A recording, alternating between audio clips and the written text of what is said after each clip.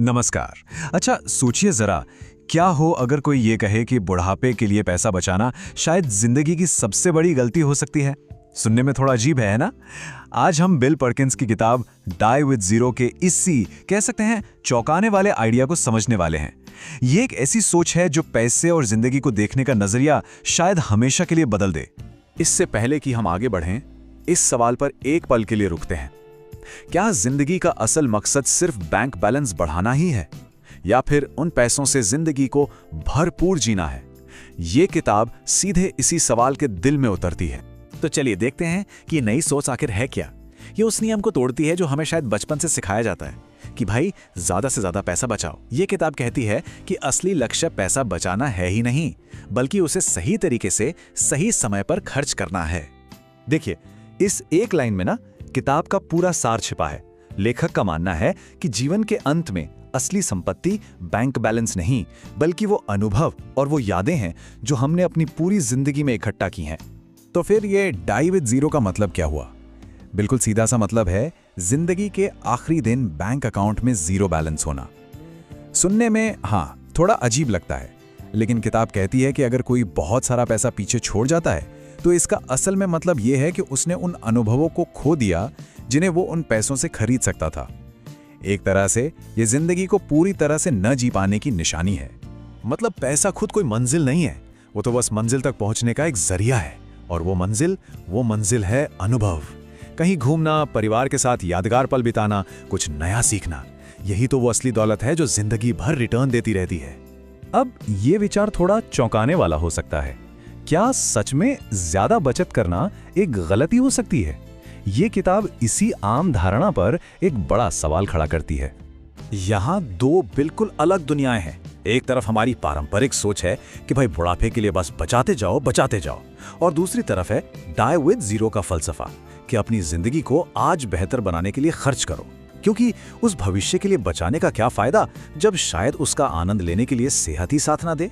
और यहीं पर एक बहुत जरूरी बात सामने आती है।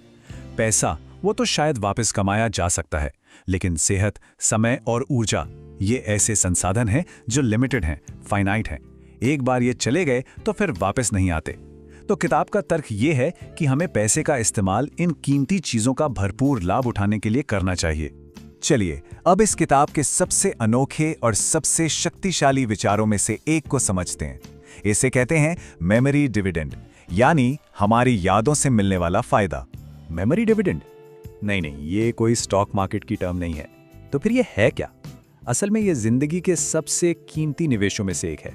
जरा सोचिए, मान लीजिए 25 साल की उम्र में किसी ने कोई शानदार यात्रा की थी। उस यात्रा पर जो पैसा खर्च हुआ वो तो कब का खत्म हो गया, लेकिन उसकी यादें, अरे वो तो जिंदगी भर खुशी देती रहती हैं। जब भी उस यात्रा को याद करते हैं एक अलग सी खुशी मिलती है ना? बस यही है मेमोरी डिविडेंड। ये एक ऐसा इन्वेस्टमेंट है जिसकी वैल्यू समय के साथ बढ़ती ही जाती है।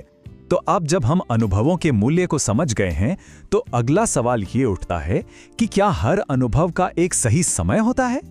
किताब का जवाब है हाँ, बिल्कुल होता है। कहते हैं ना, हर चीज का एक सही समय होता है। 20-30 की उम्र में पहाड़ों पर चढ़ने का जो मजा और रोमांच है वो शायद 60 की उम्र में ना मिले। उस समय हमारे पास ऊर्जा होती है, आजादी होती है। बाद में प्राथमिकताएं बदल जाती हैं, करियर, परिवार और फिर आराम का समय। किताब यही समझाती है कि सही समय पर सही अनुभव में निवेश करना ही सबसे बड़ी समझदारी है। और यही समय वाला सिद्धांत विरासत पर भी लागू होता है। किताब के अनुसार अपने बच्चों को 60 साल की उम्र में विरासत देने के बजाय उन्हें तब पैसा देना कहीं ज्यादा फायदेमंद है जब उन्हें उसकी सबसे ज्यादा जरूरत हो, जैसे कि 30 की उम्र में घर खरीदने के लिए या अपना कोई काम शुरू करने के लिए। इससे उस पैसे का असर कई गुना बढ़ जाता है। तो इन सभी बातों को ध्यान में रखते हुए पैसे का असली लक्ष्य क्या होना चाहिए? चलिए इस किताब के अंतिम संदेश को समझते हैं और एक बैलेंस्ड नजरिया अपनाते हैं। लेकिन एक मिनट, क्या यह विचार हर किसी के लिए है? शायद नहीं। खासकर भारत जैसे देश में, जहां एक मजबूत सोशल सिक्योरिटी नेट नहीं है, भविष्य के लिए एक सुरक्षा कवच बनाना भी बहुत जरूरी है। तो इसका मतलब ये बिल्कुल नहीं है कि सब कुछ खर्च कर दिया जाए।